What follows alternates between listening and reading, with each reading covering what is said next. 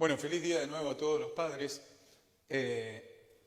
La liturgia de hoy, la palabra del día de esta liturgia dominical, primero en el libro del Éxodo nos lleva hacia una experiencia del pueblo de Israel, nos lleva hacia la base del monte Sinaí, ante un pueblo que no era pueblo, en realidad era una muchedumbre que andaba por el desierto y que acababa de abandonar la tierra de la esclavitud. Una muchedumbre que Moisés se pone a los hombros y que va Moisés siguiendo la voz de Dios, que le dice: mira, yo he visto el sufrimiento de mi pueblo y quiero que lo lleves a la libertad. Moisés carga con este pueblo sobre sus hombros y emprende el camino. Pero el problema de este pueblo es que no es que ha estado esclavo en Egipto, sino que se ha acostumbrado a la esclavitud. Y cuando vos te acostumbras a la esclavitud, el problema es que empezás a razonar como esclavo. Acostumbrados al sufrimiento, acostumbrados a la queja, pero en el fondo no hacían nada para salir de ese espacio. Y por eso Moisés se va a poner al hombro a este pueblo. Estamos hablando de una experiencia aproximadamente 1200 años antes de que nazca Jesús. 1200 años después tenemos nuevamente al Señor mirando a una multitud.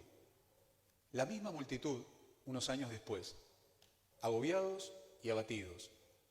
Y lo interesante es que siguen siendo esclavos, porque el pueblo de Israel, una vez que abandona la esclavitud en Egipto, sigue encontrando como espacios de libertad que va a tener que ir conquistando, pero va a dar muchísimas vueltas. Ustedes saben que el camino que podían haber hecho en meses, porque salir de Egipto y llegar a Palestina, es un camino que uno puede hacer en meses. Tardaron 40 años. 40 años dando vuelta en el desierto. 40 años que tienen que ver con esta lógica de el esclavo que da vueltas y vueltas y vueltas. Y que al mismo tiempo los va a llevar a seguir razonando como esclavos, porque primero van a ser los egipcios, pero cuando lleguen a la tierra prometida van a ser esclavos de los asirios, después van a venir los babilónicos, también van a ser esclavos de los babilónicos, y después van a ser esclavos de los persas, después serán esclavos de los griegos, y cuando Jesús los mira, están siendo esclavos del pueblo romano. Conclusión: cuando te acostumbras y razonás como esclavo, las cadenas no están afuera, están adentro. Y pensaba mucho, teniendo en cuenta esto, en un pueblo que no es pueblo, sino que es una multitud. Jesús no utiliza la palabra pueblo, sino multitud, muchedumbre. Cuando Moisés vuelve del Sinaí, baja del encuentro con Dios, les repite: ustedes serán mi pueblo, ustedes serán una nación santa, ustedes serán un pueblo consagrado. Y no son casuales las palabras, porque una nación y un pueblo comparten una identidad. Una nación y un pueblo comparten sueños y proyectos comunes. En cambio, cuando ese pueblo se transforma en una muchedumbre, en el fondo se transforma en algo disperso, en algo simplemente que puede ir de un lado al otro, ser conducido como oveja sin pastor. Y es muy interesante poder mirar nuestra realidad a la luz de estos textos de la palabra de Dios, porque nosotros nos hemos transformado en una multitud. Hemos dejado de ser nación, hemos dejado de ser una patria y un pueblo, porque nos hemos acostumbrado a la esclavitud. Y eso es muy fuerte, porque no basta con compartir la Carta Magna del 9 de julio, la Declaración de Independencia. Cuando las cadenas las llevas adentro, se nota, porque razonamos como esclavos, porque estamos esclavos de una clase dirigente mediocre, porque estamos esclavos de gremialistas enriquecidos, que viven llenándose la boca de los pobres y tienen millones en sus cuentas bancarias. Vivimos esclavos de un grupo de payasos que se creen dueños de la vida y de los destinos de nuestra patria. Y la clave es que cuando nos acostumbramos a eso, nos acostumbramos a la corrupción, nos acostumbramos a la mentira, nos acostumbramos simplemente a dejar de ser nación y a ser simplemente una muchedumbre. Una muchedumbre a la cual pueden llevar a cualquier piquete, una muchedumbre que no piensa, porque las muchedumbres no piensan, los pueblos sí, y mucho más la nación. Pero lamentablemente han horadado lo que nos hace y nos une como nación. Han manoseado nuestra historia, contándola como quieren contarla y reinventándola a su imagen y semejanza. Han violentado nuestros próceres y los han transformado simplemente en figuras extrañas para las nuevas generaciones.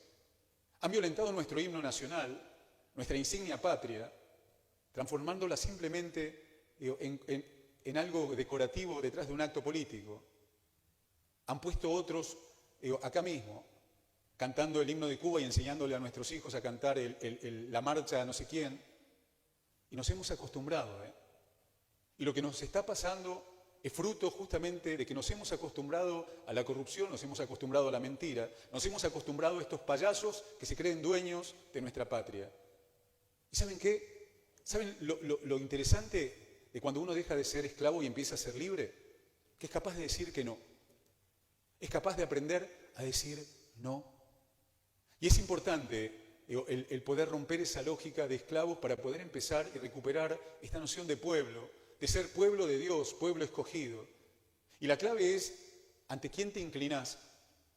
Porque esto es como la dinámica de la mujer golpeada, que repite la historia, que va buscando siempre a alguien que la oprima, que la maltrate. Y nosotros somos un pueblo que se ha dejado maltratar simplemente porque razonamos como esclavos, porque nos hemos acostumbrado a los cortes, porque nos hemos acostumbrado a la corrupción, nos acostumbramos a la mentira, nos acostumbramos a este circo en el cual, nos empapelan la ciudad de promesas y falsas esperanzas. Nos hemos acostumbrado y nos tratan como estúpidos, nos tratan como idiotas. Yo soy como ustedes. No son como nosotros. Para ser como nosotros tienen que ir a las 5 de la mañana a pararse en la puerta del hospital, Para ser como nosotros tienen que juntar los pesitos para llegar a fin de mes. Para ser como nosotros tienen que viajar en los colectivos, no mandar a sus hijos a colegios privados, sino bancarse lo que es la educación pública. Pero seguimos esclavos de estos personajes que se creen dueños de la Argentina.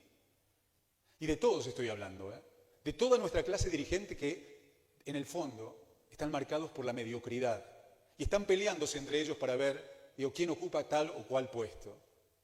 Por eso, ¿saben qué, gente? Es interesante el poder escuchar la voz del pastor. Cuando Jesús le está hablando a esta gente que está herida y agobiada y angustiada, está hablando también, con un pueblo, con una multitud que tiene pastores, En los tiempos de Jesús habían pastores y también habría dirigentes. Y la gente estaba abatida y fatigada. Simplemente porque cuando también los pastores prostituimos nuestras convicciones y el Evangelio y lo vendemos, simplemente para quedar bien con el político de turno, o nos encarpetamos, simplemente para poder ocupar algún puesto, perdemos el horizonte.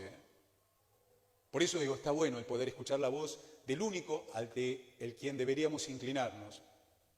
La fuente de toda razón y justicia, dice el preámbulo de nuestra Constitución. Dios, fuente de toda razón y justicia.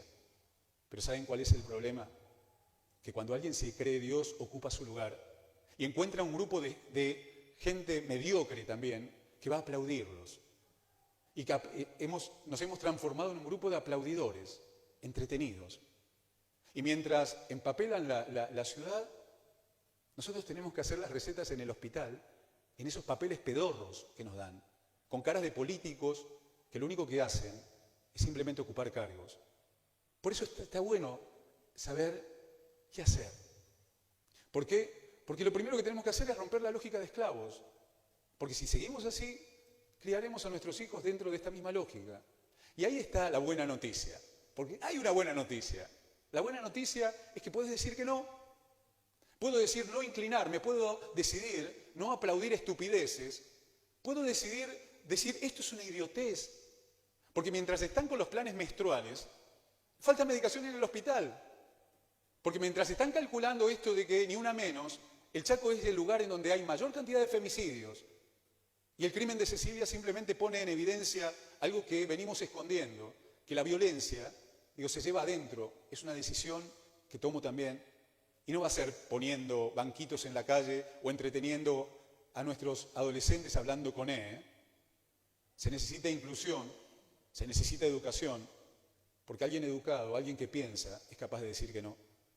Por eso está bueno el poder escuchar la voz del Señor. Y fíjense que el Evangelio de hoy, Jesús, cuando ve a la gente agobiada y abatida, lo primero que le dice, ¿saben qué? Pídanle a Dios que envíe trabajadores. Hay que laburar. Hay que laburar, hay un montón de cosas para poder hacer. Nosotros somos fruto de gente, nuestros padres, nuestros abuelos, vinieron a laburar a este lugar y construyeron la patria, una patria del cual estábamos orgullosos, una patria que está siendo manoseada, una patria que ha sido prostituida en manos de estos saqueadores. Y estoy hablando de todos.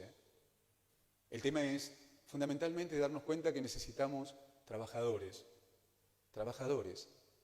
y que si de alguna manera no entramos dentro de esa dinámica, seguiremos viviendo como esclavos.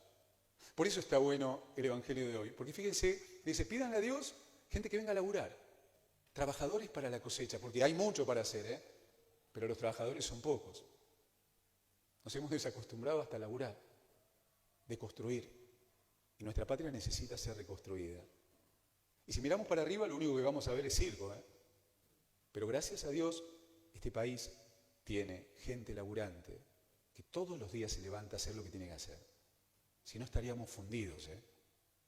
Y lo interesante de todo el Evangelio también, cuando uno, fíjense que le dice,